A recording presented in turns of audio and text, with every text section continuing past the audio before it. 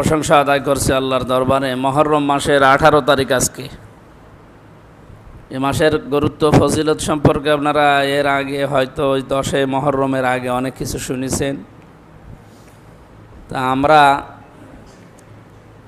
পৃথিবীতে আসা এবং বিদায় নিয়ে চলে যাওয়া মাঝখানে যে সময়টুকু আছে, এই সময়টুকুর ব্যাপারে যেই কথাগুলো কোরআন হাদিসে আছে আমাদের জীবনের জন্যে, ওইগুলো আজকে একটু 15-20 মিনিট কথা বলতে চাই। আগে দোয়া করছে আল্লাহ যেন আমাদেরকে মেনে চলার তৌফিক দেন, আমিন। কোরআনে কারিমে সবচাইতে আবেগপূর্ণ কথা হচ্ছে, পৃথিবীর মানুষেরা বড় আদর করে তোমাদেরকে বানিয়েছিলাম, পাঠিয়েছি। আমি শুধু দেখতে চেয়েছি যে দুনিয়ার এই ছোট্ট জীবনে কাজের দিক থেকে সবচাইতে ভালো কাজ কারা করতে পারে। আপনি দেখবেন কুনতুম খয়রা উম্মাতিন উখরিজাত লিন্নাস, এই যে আয়াতটা আমরা সবাই অনেকে শুনেছি। আল্লাহ তাআলা বলেন তোমরা উত্তম জাতি, তোমাদেরকে আমি মানুষের কল্যাণের জন্যে দুনিয়ায় বের করলাম। এখানে লিল মুসলিমিনা দেওয়া হয়নি, আছে লিন নাস। আমরা শুধু মুসলমানদের কল্যাণ করব, মুসলমানদের উপকার করব, এই জন্যে দুনিয়ায় আমরা আসি নাই। আল্লাহ আমাদেরকে পাঠিয়েছে এই মানুষের উপকারের জন্যে। তাহলে হিন্দু, খ্রিস্টান, বৌদ্ধ এরা কি মানুষ না?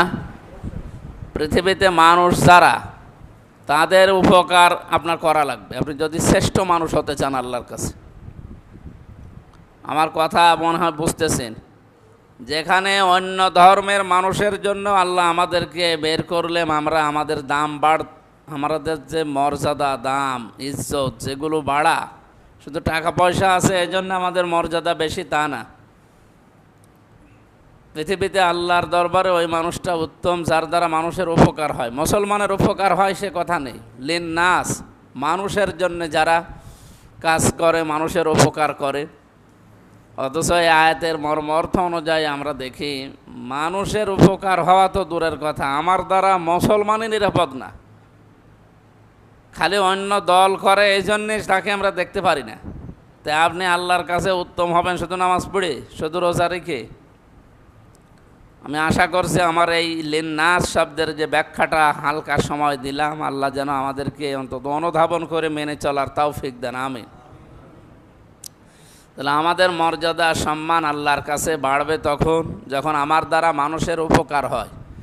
এই জন্য আমি বলি যে আপনার দ্বারা মানুষের যে উপকার নাও হয়, আপনি এরকমভাবে জীবন তৈরি করেন যে আপনার দ্বারা যেন ক্ষতি না হয়। উপকার তো করতে পারেনি না, অন্তত ক্ষতি যেন আপনার দ্বারা না হয়, তাহলেও বাঁচতে পারবেন।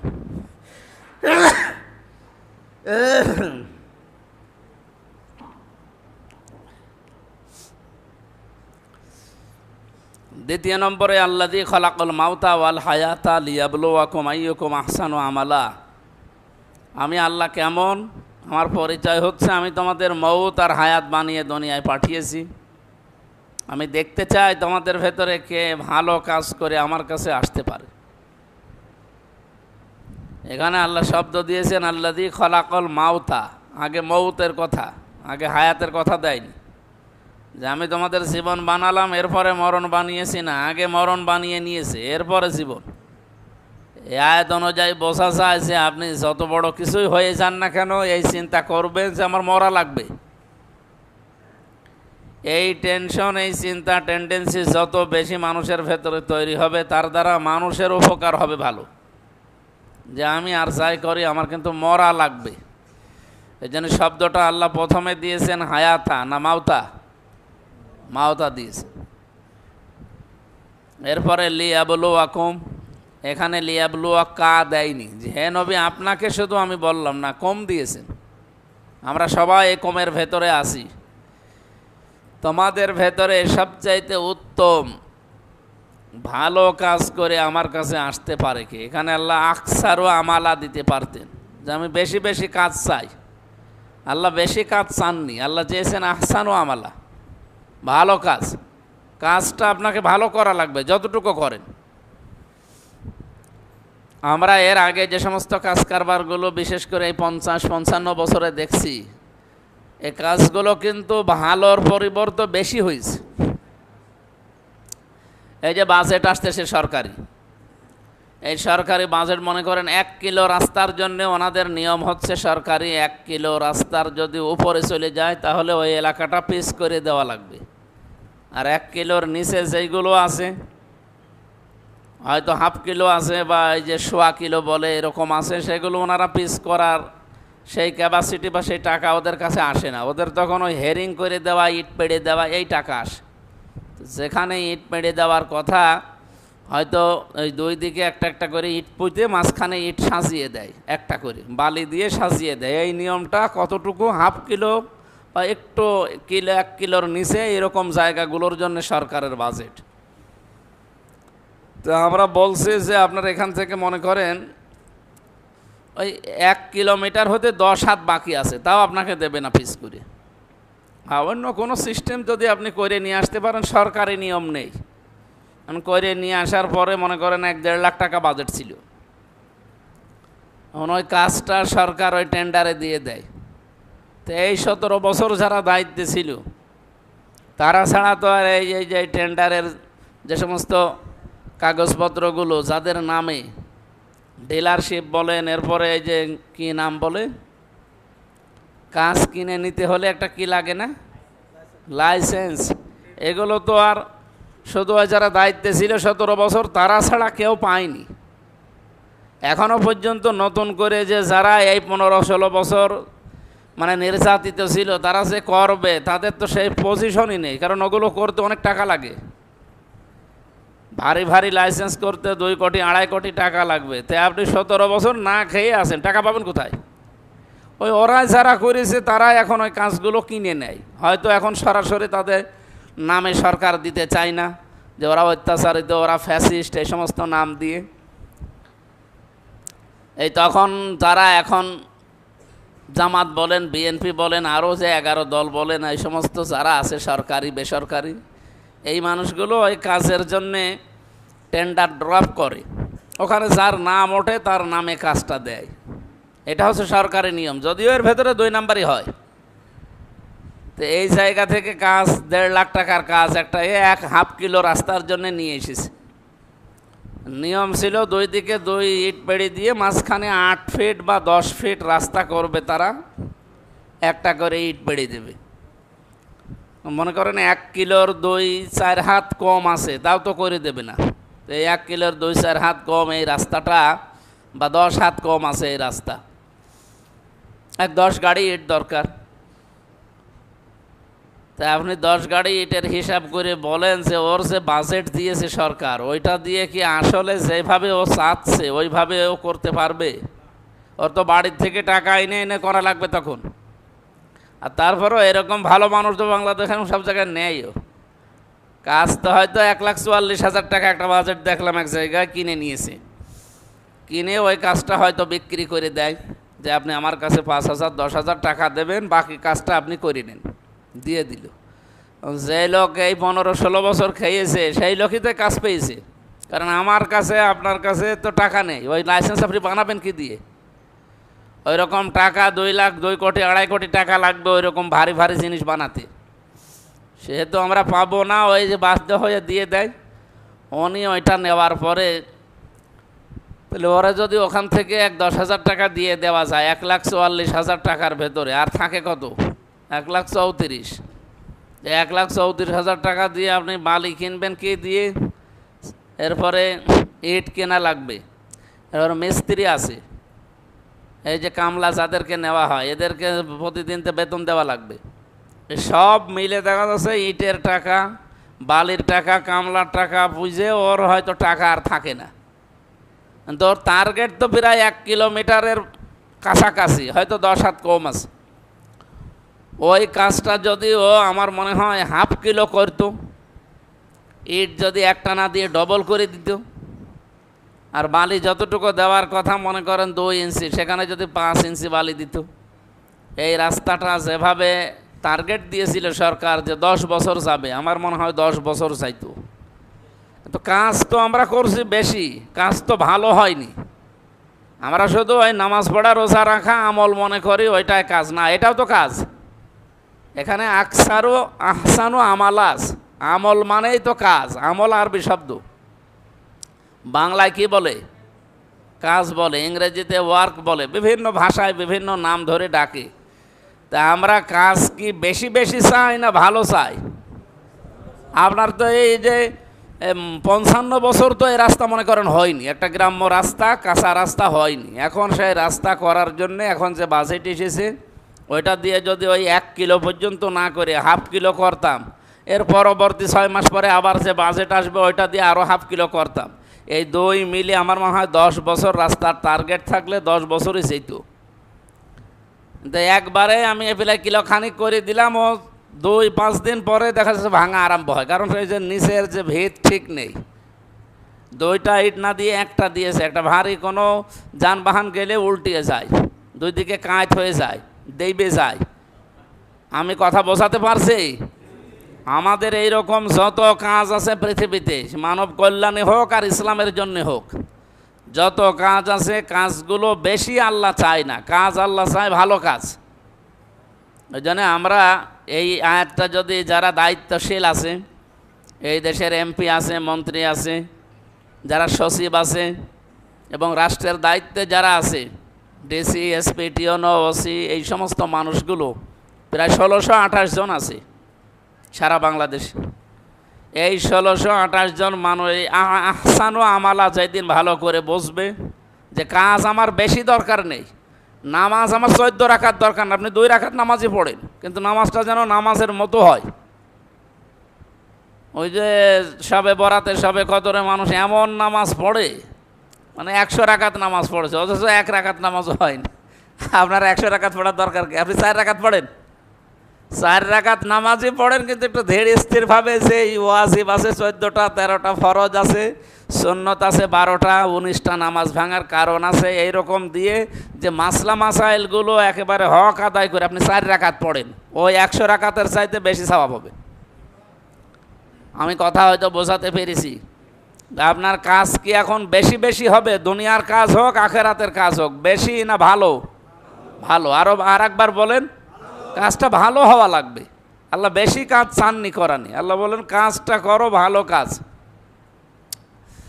এই জন্যে আমাদের সেন্সিটিভ বিষয় এটা কোরআনে আমার কাছে সবচাইতে আশ্চর্য লাগে, যে আমাদের এই মাঝখানের 12 বছর বা 15 বছর পরে আপনার হিসাব শুরু হবে। 15 থেকে আপনি যেই কয়দিন অন্তত চলাফেরা করার মতো থাকেন। এই জন্যে মানুষের যৌবন বয়স যেটা 15 থেকে অন্তত 45, এই সময়টার হিসাব যদিও সত্যিই দিতে পারে আল্লাহর কাছে, তাহলে এই শিশু বয়স এবং সেই শেষ বয়স বৃদ্ধ বয়সের হিসাব আল্লাহর কাছে আর দেওয়া লাগবে না। যে 5টা প্রশ্নের জবাব আল্লাহ নেবেন, ওয়াং সাবাবিহি ফিমা আবলা, যে তোমাকে একটা যৌবনকাল দিয়েছিলাম, এই যৌবনকালটা কি করে কাটিয়েছো ওইটা আগে বলো। আন অমরিহি ফিমা আফনা আছে প্রথমে, যে তোমাকে একটা জীবন দিয়েছিলাম, এই পুরা জীবনটা কি করে কাটালে সেটা আগে বলো। তা আমার প্রশ্ন, প্রথমে জীবনের কথা বলার পরে আবার যৌবনের কথা বললেন কেন? পুরা জীবনের ভেতরে কি যৌবনকাল নেই? বলেন বলেন। আলাদা করে আবার নবীজি এই পয়েন্টটা বললেন কেন, যে আবার যৌবনের হিসাবটা দেওয়া লাগবে? তার মানে আপনার আসল কাজই করা যায় বা করতে পারে মানুষ যৌবন বয়সে, ওই ছোট বয়সের হিসাবে এই জন্য আল্লাহ নেয় না, নিষ্পাপ থাকে। হ্যাঁ, ওই সময় যদি কোনো অপরাধ কেউ করে, অপরাধের দায় তার মা বাবার, ভালো কাজ করলেও সেই সওয়াব তার মা বাবা পাবে। কিন্তু এই যৌবন বয়সটার হিসাবের কথা আল্লাহর নবী আলাদাভাবে আমাদেরকে জানিয়েছেন এই জন্যে, কারণ যৌবনেই মানুষ ভালো করুক আর খারাপ করুক এই সময়টাই বেশি করে।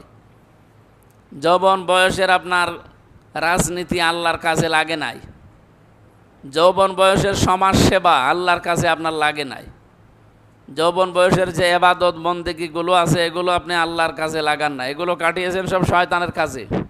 এখন ওই শেষ বয়সে একবার হজ করে এসে বসে আমি আল্লাহর ওলি হয়ে গেলাম, তাই আপনাকে আল্লাহর ওলি হওয়ার মতো যোগ্যতায় তো আপনি হারিয়ে ফেলেছেন। কারণ মানুষ যে অপরাধ করে, এই অপরাধের জন্য যে শাস্তি হয় আল্লাহ দুনিয়ায় কিছু দেবে, আখেরাতে তো দেবেই। আপনার ওপরে যদি আল্লাহ নাও দেয়, পরবর্তী প্রজন্ম যারা আসবে তাদের ওপর দেবে। এই জন্য দুইটা অপরাধের শাস্তি আল্লাহ দুনিয়াতে দেয়। এক নাম্বার মা বাবা, এদের সাথে যদি হক আদায় কেউ না করে, এই হক আদায় না করলে যে শাস্তিটা এটা দুনিয়ায় আল্লাহ দিয়ে দেয়। দুই নাম্বারে যারা জমি জায়গা মানুষের হক যারা নষ্ট করে, আত্মসাৎ করে, এই যে শরিক ফাঁকি দেয়, এই গ্রাম অঞ্চলে তো আর এই সমস্ত মানুষ নেই নাকি? এটা রেকর্ড হচ্ছে তো এই জন্য বলছি, এই গ্রামে নাও থাকতে পারে। অনেকে নামাজ পড়ছে ভালোই, রোজা রাখে, হজ করে এসেছে, অথচ ভাতিজার জমি দিতে চায় না। আজকে আমার বাড়িতে সকাল 10টার সময় একজন এসে বসে আছে, ওর বাড়ি মনে হয় ওই জগতির ওই লাইনে, যে ওর ছোটোবেলায় মা বাবা মারা গেছে, চাচার কাছে এতদিন মানুষ হওয়া, এই বড় হওয়ার পরে সে এখন এই সম্পদগুলো চাই, দিতে চায় না, সবগুলো তার চাচা নাকি এখন তার নিজের নামে লিখে নেবে। বলছে তোরে মানুষ করলাম না? কোরআনে কারিমে সূরা নেসার ভেতরে এই যে এতিম মানুষ করা, এতিমের মাথায় হাত বোলানো, তাদের পেছনে শ্রম দেওয়া, খরচ করা, ভালোবাসা, তাদের হকগুলো আদায় করা, তাদের লালন পালন করা, এমন মানে ফজিলতের কথা সূরা নেসার ভেতরে আল্লাহ দিয়েছেন এতিমের ব্যাপারে। এমনকি এতিমের সম্পদ আত্মসাৎ করার ব্যাপারে সবচাইতে কঠিন কথা আছে কোরআনে, ইন্নাল্লাযীনা ইয়াকুলুনা আমওয়ালাল ইয়াতামা যুলমান ইন্নামা ইয়াকুলুনা ফি বুতুনিহিম নার। আল্লাহ তাআলা বলেন অবশ্যই যারা এখন খাচ্ছে ভবিষ্যতেও খাবে। ইয়াকুলুনা এটা মোজারে, বর্তমান ভবিষ্যৎ, প্রেজেন্ট ফিউচার, দুইটা কাল আছে এখানে। এখন যারা খাচ্ছে ভবিষ্যতেও যারা খেতে থাকবে, তার মানে কিয়ামত পর্যন্ত। এখানে মাল না দিয়ে আল্লাহ আমওয়াল দিয়েছেন, মালের বহু বচন আমওয়াল। মাল মানে কি বলেন তো? সম্পদ। মাল মানে কি? এই সম্পদ শুধু টাকা পয়সা না, আপনার সম্মানও একটা সম্পদ। যারা মানুষের সম্মান খেয়ে ফেলে, সম্মান খায় না অনেকে, আমি কিছু জানি না, আমার নামে এমন কিছু লিখে আপনি ছড়িয়ে দিলেন, ওর সাথে আমার সম্পৃক্ততা নেই। আপনি কি আমার মানে মাল খেয়েছেন না সম্মান খেয়েছেন? তাহলে এই সম্মানটাও একটা মাল, সম্পদ। আমি তো ওইটা অর্জন করেছি, আপনি ওইটা আমার নষ্ট করে দিলেন। তাহলে যারা মানুষের এরকম সম্মান খায়, আমি কথা বোঝাতে পারছি? সম্মান খাওয়া বুঝতেছেন? এগুলো সবচাইতে এখন বাংলাদেশ সহ বিশ্বে চলছে বেশি, এই যে ফেসবুকের মাধ্যমে, ইন্টারনেটের মাধ্যমে, আর এই যে সাংবাদিক যারা আছে, ইউটিউবার, এদের মাধ্যমে, আরও সবাই না, কিছু কিছু এরা এমনভাবে একটা কথাকে হেডিং করে কাট করে ছেড়ে দিল, আপনার সম্মান অনেকের কাছে খাওয়া শেষ। যারা এভাবে মানুষের মাল সম্পদ, তাদের সম্মান খাচ্ছে এবং ভবিষ্যতেও খাবেন, জুলমান, অন্যায়ভাবে জুলুম করে। ইন্নামা, ইন্নার পরে মা আসলে অর্থ হয় একমাত্র, কেবলমাত্র, শুধুমাত্র। আল্লাহ তাআলা বলেন ইন্নামা ইয়াকুলুনা ফি বুতুনিহিম নার, তারা একমাত্র পেটের ভেতরে যা দেয় সব জাহান্নামের আগুন। মানুষের সম্মান নষ্ট করে যে ইউটিউবাররা, যে সাংবাদিকরা, অথবা যারা ফেসবুক চালান, যারা ইন্টারনেটে কাজ করেন, যারা এই সামাজিক যোগাযোগ মাধ্যম ব্যবহার করে এভাবে মানুষের সম্মান নষ্ট করে টাকা উপায় করছেন, ওটা কি টাকা না জাহান্নামের আগুন? এই আয়াত তো আমি এখন বানালাম না, কোন জায়গায় আপনাকে ইঙ্গিত দিয়েছি, আপনি টের পেয়েছেন? আপনি গ্রাম্য মানুষ টের পাচ্ছেন না, ওই যে ওরা টের পাচ্ছে। এটা রেকর্ড হয়ে তো সারা দুনিয়া যাবে, এই জন্য একটু কড়া করে বললাম। আপনারা হাতে পায়ে ধরে বলছি এই কাজগুলো বন্ধ করেন। যে যেই বিষয়ে জানে না সেই বিষয়ের দোষ তার উপরে চাপিয়ে যদি দেন, এটা কিন্তু গীবত থাকে না, এটা তহমত হয়, বহতান বলে। গীবত করলে কবিরা গুনাহ হয়, মরা ভাইয়ের গোশত খাওয়ার সমান।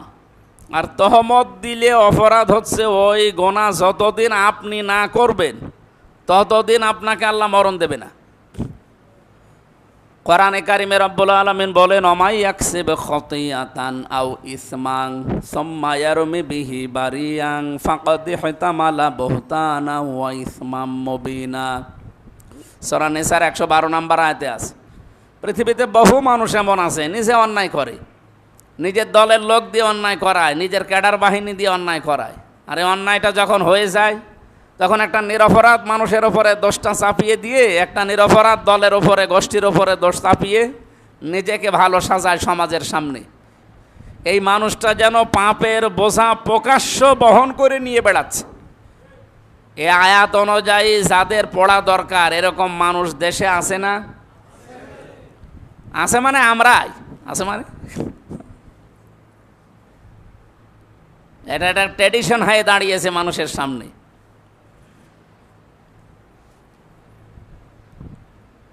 দেখেন নিজে করছে, ও জানছে কিন্তু এই যে অন্যায়টা আমি করছি, এর পেছনে যে লেগেছি আমি লেগেছি, এই যে ক্ষতিটা করলাম এলাকার এই রাস্তার বা এই প্রতিষ্ঠানের আমি করেছি, কিন্তু দোষটা যেন আমার ওপরে না আসে। একটা নিরপরাধ দলের ওপরে, একটা গোষ্ঠীর ওপরে, একটা ব্যক্তির ওপরে চাপিয়ে দেয় যার ওপরে রাগ আছে, চাপিয়ে দিয়ে নিজেকে এলাকার সামনে তখন ভালো সাজাতে গিয়ে মিথ্যার আশ্রয় নেয়। হয়তো 15-20টা মিথ্যা কথা সাজিয়ে ওই লোকটার ওপরে দোষ চাপিয়ে দিয়েছে। এই কাজটা করলে তো গেবদ হচ্ছে না, হচ্ছে তহমত। তহমতের 1 নাম্বার শাস্তি হচ্ছে ওই কাজটা আপনাকে দুনিয়ায় আল্লাহ করাবেই। একবার তো করিয়ে একজনের উপর চাপিয়ে দিয়েছেন, একটা গোনা হয়ে গেছে, আবার আরেকবার দুনিয়ায় ওই কাজ করাবেন। যদি কারো নিরপরাধ মানুষের ওপরে জেনার তহমত দিয়েছেন অথবা ব্যভিচারের তহমত দিয়েছেন, মেরে খাওয়ার কথা দিয়েছেন, জমকে মেরে খেয়েছে অথচ সে খায়নি, এই আপনাকে জেনা আল্লাহ করাবে। কথা বুঝতেছেন আপনারা? ইন্না মা, এই ইন্নার পরে মা আসলে অর্থ হয় কি বললাম? একমাত্র, কেবলমাত্র, শুধুমাত্র, তবেই, এই জন্যে, এরকম 33টা অর্থ আছে। আল্লাহ তাআলা বলতে চান যে অবশ্যই তারা একমাত্র কেবলমাত্র খায় খালি আগুন, আগুন ছাড়া কিছু খায় না। আমরা মনে করছি ঘুষ খেয়ে, সুদ খেয়ে, অবৈধভাবে মানুষকে ফাঁকি দিয়ে ইনকাম করে এনে বড় ইলিশ মাছ খাচ্ছে, ওটা কি মাছ না আগুন? যদি আমার মনে হয় আদম আলাইহিস সালামের ওই যুগ হইতো তাহলে ও দেখতে পেত যে কি খাচ্ছি। ওই জামানায় নিয়ম ছিল কোরবানি কেউ দিলে এরকম জবাই করলেই হবে না, চাটিয়াল একটা ময়দানের ভেতরে রেখে আসা লাগবে, ওই আকাশ থেকে আগুনের ঝলক এসে ওটা পুড়িয়ে ফেলবে, যদি আপনার টাকা হালাল হয়। আর যদি টাকা হারাম হয় তাহলে ওইভাবে পড়ে থাকবে। আমার মনে হয় ওই শরীয়ত আদম নবীর জামানায় ছিল। সূরা মায়েদার 27 নম্বর আয়াতে আছে, অতলু আলাইহিম নাবা আবনাই আদামা বিল হক ইয করবা কুরবানান ফাতুকুব্বিলা মিন আহাদিহিমা। এই আয়াতের ব্যাখ্যায় আছে। আমার মাঝে মাঝে আয়াত পড়লে মনে হয় যদি এই শরীয়ত এখন আমাদের জামানায় থাকতো, কত আমির হামজা যে ধরা খাইতো। আপনারা ধরা খাবেন না, আপনারা খাবেন আল্লাহর ওলি। আমি ধরা খেয়ে যেতাম। আর উপরে দেখতে তো ভালোই মনে আছে, উপরে হুজুর ফিটফাট, তো টাকা তো 2 নাম্বারই।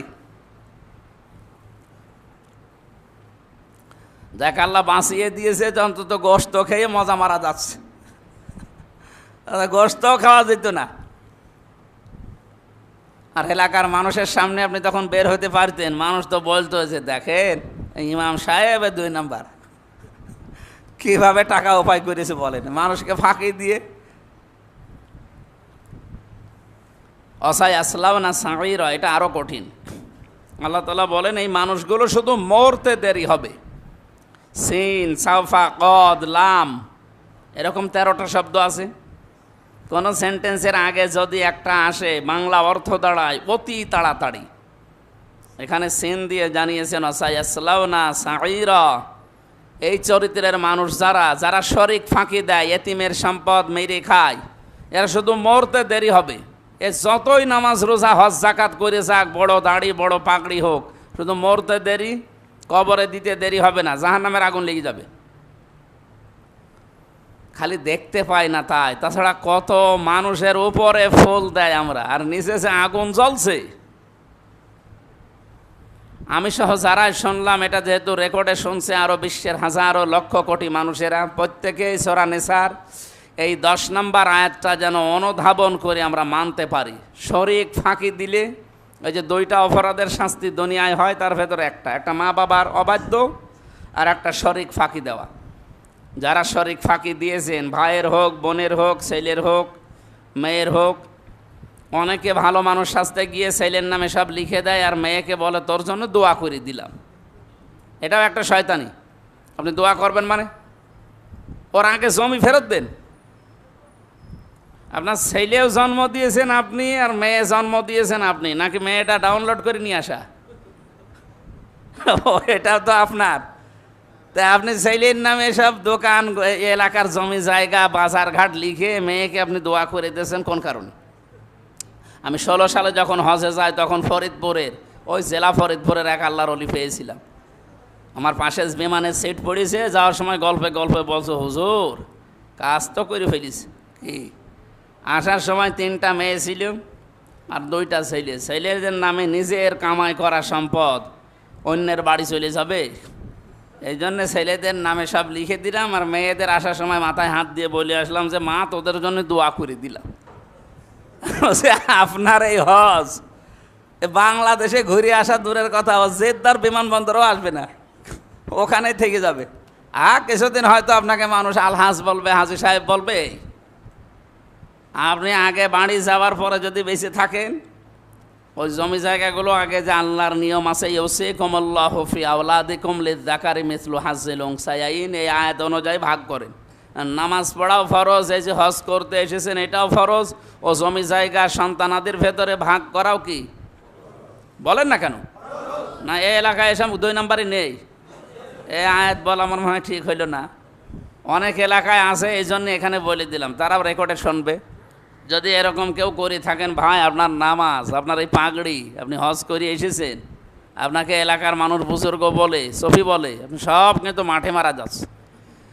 আজকে বাড়ি সেই অন্তত ভাইয়ের জমি হোক, বোনের জমি হোক, ফুফুর জমি হোক, ছেলে মেয়ের জমি হোক, ফেরত দিয়ে দেবেন। শরিক ফাঁকি দেওয়া খুব মারাত্মক অপরাধ, এটার শাস্তি দুনিয়াতে আপনি পেয়ে যাবেন। আমি তো আমার নিজেদের এলাকায় দেখতে পাচ্ছি, আমি নাম নিলাম না, যারাই শরিক ফাঁকি দিয়েছে এখন তাদের জীবন করুণ। ছেলে মেয়েও তাদের এখন দেখে না, তাদের বেটার বউরাও দেখে না, প্যারালাইজ হয়ে পড়ে আছে। আমার মনে হয় কুকুরের চাইতেও খারাপ জীবন তাদের। এগুলো আপনার আমার আসতেও দেরি হবে না যদি শরিক ফাঁকি দিয়ে যান। আল্লাহ আমাদের হেফাজত করুন, বলেন আমিন। এ ঘড়ি কি চলছে না নষ্ট? আমি তো ওই ঘড়ি দেখে কথা বলছিলাম। আর 5-7 মিনিট বলি নাকি? আর 165 নম্বর আয়াতের একটা অংশ পড়েছি। আল্লাহ রাব্বুল আলামিন বলেন, আল্লাযীনা আমানু আশাদ্দু হুব্বাল লিল্লাহ। এ পৃথিবীতে যারা ঈমানদার, সত্যি যদি আপনার ঈমান থাকে, সব চাইতে আপনি বেশি ভালোবাসবেন, মহব্বত করবেন আল্লাহকে। কাকে? আপনি যদি সত্যি আয়াত অনুযায়ী আল্লাহর মহব্বত তৈরি করতে পারেন, আপনার ভেতরেও আল্লাহ তার মহব্বত তৈরি করে দেবে।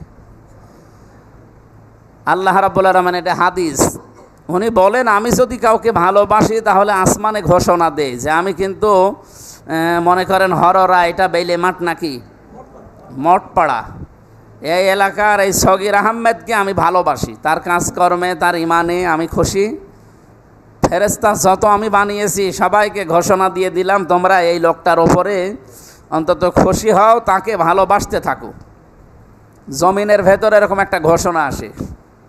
এই জন্য সত্যি যদি কারো ঈমান থাকে, আর ঈমানের দাবি অনুযায়ী ওই লোকটা যদি কাজ মন থেকে ইখলাসের সাথে করে, এই তথ্যটা আছে সূরা মারিয়ামের 96 নম্বর আয়াতে 16 নম্বর পারা 11 নম্বর পৃষ্ঠার 1ম নম্বর লাইনে আছে, ইন্নাল্লাযীনা আমানু ওয়া আমিলুস সালিহাত সায়াজআলু লাহুমুর রহমানু ওয়ুদ্দা।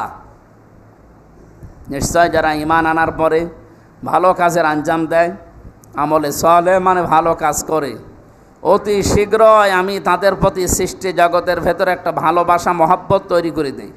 হ্যাঁ, আদর্শ অনুযায়ী হয়তো আপনি তাকে দেখতে পারেন না, সামনাসামনি হয়তো তাকে গালিগালাজ করেন, কিন্তু পেছনে যে আপনার মন থেকে আপনি বলতে বাধ্য হবেন যে না, লোকটা কিন্তু ভালো মানুষ। সাইদি সাহেবকে আমরা দেখি বহু মানুষ সামনাসামনি গালি দেয়, হয়তো তার আদর্শ মতো চলে না, মানে না রাজনৈতিকভাবে, কিন্তু একা একা লোকটার সাথে আমি কথা বলে দেখেছি যে না, সাইদি সাহেব আসলে কিন্তু ভালো মানুষ। এমনি রাজনীতি করে, ভালোবাসি না তারে, আমি দেখতে পারি না, কিন্তু লোকটা ভালো মানুষ। এই যে লোকটা ভালো মানুষ, তার শত্রুর মুখ দিয়ে বের করে নিল কে? এটা তৈরি করে দেবে আল্লাহ। তার শত্রুদের ভেতরে যদি এটা তৈরি করে দিতে পারে, তার মহব্বতের মানুষ যারা ভালোবাসার, তাদের ভেতরে ভালোবাসা আরও বাড়বে না? আল্লাহ পাক বলেন, এরকম ভালোবাসা যাদেরকে আমি বাসি, 10 প্রকার মানুষকে, এখানে এই আয়াতের তাফসিরে আছে যে 10 প্রকার পুরুষকে, নারীকে আল্লাহ সবচাইতে বেশি ভালোবাসেন। নারী পুরুষ যাদের ঈমান আছে তারা তো সবচাইতে বেশি মহব্বত করবে, ভালোবাসবে দুনিয়ার সব কিছুর তুলনায়। কাকে বলেন বলেন? এই ভালোবাসার কাছে যদি আপনার স্ত্রী বাধা হয়ে দাঁড়ায়, ওই স্ত্রী বাদ দেওয়া লাগবে। এই জায়গায় যদি আপনার দল বাধা হয়ে দাঁড়ায়, ওই দল বাদ দেওয়া লাগবে। আপনার ছেলে মেয়ে যদি বাধা হয়ে দাঁড়ায়, ওই ছেলে মেয়েও বাদ দেওয়া লাগবে।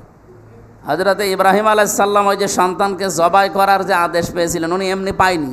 এই ছেলেটার কারণে উনি আসরের নামাজ একবার দেরি করে পড়ে ফেলেছিলেন। আল্লাহ এই কারণেই পরীক্ষা নিয়েছে, যেন সন্তান বেশি তোমার কাছে গুরুত্বপূর্ণ না, আমার বিধান গুরুত্বপূর্ণ, এইটা আমি দেখি। এই জন্য 83 বছর, কেউ লিখেছে 90 বছর, 83 বছরই ধরেন। 83 বছর বিয়ের পরে একটা ছেলে হয়েছে, সেটা জবাই করা লাগবে। এটা কি যেমন তেমন বাবার কাজ? আপনার তো বিয়ের 10 বছর পরে ছেলে মেয়ে হলে আপনি তো পাগল হয়ে যান, 14টা গরু জবাই করে মানুষকে খাওয়াবেন। আর ওনার বিয়ের কত বছর পর? 83 বছর পর। এরপরও কোনো মাজারে যায়নি, কোনো পানি পড়া খায়নি, কারো তাবিজ কবজ নেয়নি যে একটা তাবিজ দেন, একটু পানি পড়িয়ে দেন যে ছেলে মেয়ে হয় না। কত মানুষ তো আপেল মাপেল পড়ি নেয়, কিন্তু উনি কোনো মাজারে, কোনো কবরে, পীরের কাছে, বুজুর্গের কাছে যায়নি। সরাসরি কার কাছে 83 বছর চেয়েছিল? একাধারে 83 বছর বলেছিল, রব্বি হাবলি মিনাস সালিহিন, একটা নেককার সন্তান দিও। সন্তান যদি একেবারেই না দাও তো অসুবিধা নেই। রব্বি লা তাযারনি ফারদাও ওয়া আনতা খায়রুল ওয়ারিসিন, হে রব আমাকে একা একা ছেড়ে দিও না, আমি তো ওয়ারিস যদি তুমি আমাকে দাও, যদিও তুমি উত্তম ওয়ারিস, কিন্তু আমি বিদায় নেওয়ার পরে অন্তত আমার তোমার গণগান করার মতো একজন নেককার সন্তান, উত্তম ওয়ারিস আমাকে দিও। উনি এই দোয়াটা 1 দিন 2 দিন 5 বছর 10 বছর না, একাধারে 83 বছর বিয়ের পরে করেছে। বিয়ের পরে 83 বছর একাধারে দোয়া করার পরে এই সন্তানটা আল্লাহ দিয়েছেন। কি সন্তান দিলেন? ফাবাশশারনাহু বিগুলামিন হালিম, তোমাকে আমি একটা সুসংবাদ দিলাম হালিমের। কি হালিম? এই যে চাচা হালিম নাকি মামা হালিম? এই হালিম না, হালিম মানে সহনশীল, ধৈর্যশীল। উনি এই দোয়া করার পরে এই যে জবাব পেলেন, কেন পেয়েছিলেন? এখানে তাফসিরে প্রায় 7-8টা পয়েন্ট আছে। আমরা যেহেতু একটা সাবজেক্ট নিয়ে বসেছি, এই জন্য ওইদিকে যেতে পারছি না। আমার মূল কথা হচ্ছে, আল্লাহ যদি কাউকে ভালোবাসেন, যেই 10 প্রকার মানুষকে এই পৃথিবীতে আল্লাহ ভালোবাসেন, তাদের 1 নাম্বার হচ্ছে তাওবাকারী। দুনিয়ায় যারা তাওবা করে, তাওবা মানে আস্তাগফিরুল্লাহ রাব্বি মিন কুল্লি যামবি ওয়া তুবু ইলাইহি, নাকি? এটা তো তওবার একটা বাক্য। কোনো মানুষ যদি ইস্তেগফার করে, ইস্তেগফার আর তাওবা এক জিনিস না। সবসময় আপনি ইস্তেগফার করতে পারেন, আস্তাগফিরুল্লাহ আস্তাগফিরুল্লাহ, আপনার গুনাহ মাফ হবে। ইস্তেগফার করলে কি হবে বলেন তো? মুখে সবসময় এটা যদি মানে মনে থাক আর না থাক, আকস্মিকভাবে এটা পড়তেই থাকবেন। আমার অভ্যাস অলরেডি হয়ে গেছে, আমি সবসময় যখনই হই আস্তাগফিরুল্লাহ মুখে থাকে। এটা পড়লে আপনার অপরাধ যেগুলো, এই যে বিশ্ব যে ত্রুটিগুলো ছোটোখাটো হয়, এগুলো আল্লাহ মাফ করে দেবে। কিন্তু কোনো মানুষ যদি তওবা করে, তাওবা করলে 3টা বিষয় তাকে মানা লাগবে। আর তাওবা করলে ওর অপরাধ পেছনে যা আছে শুধু মাফ করবে আল্লাহ, তা না। মাফ করার পরে ওই জায়গাটা আল্লাহ ফাউলাইকা ইউবাদদিলুল্লাহু সাজ্জিআতিহিম হাসানাত, সাজ্জিআতও বহু বচন, হাসানাতও বহু বচন। বাদ্দালা ইউবাদদিলু তাবদিলান, এখানে ইউবাদদিলু মজারে, এখন আল্লাহ করছে, ভবিষ্যৎ বলতে কিয়ামত পর্যন্ত করবে।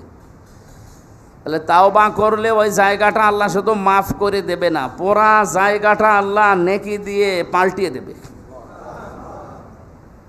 পৃথিবীতে এমন কোনো দরদি নেই, সে মা বাবা হলেও, ওস্তাদ হলেও, এমন কোনো দরদি মানুষ পাবেন না যে আপনি তার কাছে অন্যায় করেছেন আর আপনাকে ডাক দিয়ে বলবে যে আয় আমার কাছে তোরে মাফ করে দেব। না, এরকম মানুষ নেই। আর যদিও মনে চায় যে আমার কাছে মাফ চাক, আমি মাফ করে দিই, কিন্তু মুখ ফুটে বলতে চায় না, ইগোর কারণে। তো আল্লাহ আমাদেরকে ডাক দিয়েছেন যে আমি লা তাকনাতু মির রাহমাতিল্লাহ ইন্নাল্লাহা ইয়াগফিরুয যুনুবা জামিআ ইন্নাহু হুয়াল গফুরুর রহিম। হে আমার নবী, আমার বান্দা বান্দীদেরকে বলেন যে আমার রহমত থেকে যেন কেউ নৈরাশ হয়ে না যায়। আমি অবশ্যই সব অপরাধ মাফ করে দেব। আমার নাম গফুর, আমার নাম রহিম। তো সম্মানিত ভাইরা, এখানে আমার আয়াতের মূল কথা ছিল এইটা যে আল্লাহ যদি কাউকে তাওবার মাধ্যমে মাফ করে তাহলে তার অপরাধগুলো শুধু মাফ করে দিয়েই শেষ করে দেয় না, ওই জায়গাটা পাল্টিয়ে যেহেতু খালি হয়ে গেছে খালিটা আর রাখে না, ভরাট করে দেয় নেকি দিয়ে। বাংলাদেশ সহ বিশ্বে যত থানা আছে, এই এলাকায় যত অপরাধী আছে, আপনি দেখবেন থানায় একটা চার্ট আছে। এই পুরা কুষ্টিয়া সদর থানার ভেতরে যারা অপরাধী তাদের একটা অপরাধীর তালিকা করা আছে থানায়। এরা যদি কেউ ধরা পড়ে, ওখানে থানায় যে খাতা আছে ওই খাতায় আপনার নাম, আপনার বাবার নাম, গ্রামের নাম লেখা আছে। আপনি মনে করেন মাপ পেয়ে গেলেন বলতে আপনাকে ছেড়ে দিলেন, ওই অপরাধভাবে আপনি এই খালাস পেয়ে গেছেন মামলা থেকে, ওই থানা থেকে আপনাকে মোসলেকা দিয়ে বা সই করিয়ে ছেড়ে দেবে, কিন্তু আপনার নাম কাটবে না, ওই নাম ওই জায়গায় থেকেই যাবে। আবার যদি কোনো দিন এরকম কোনো অপরাধ করেন, ধরা পড়েন, আবার ধরে নিয়ে যাবে, আবার আরেকটা তালিকা হবে।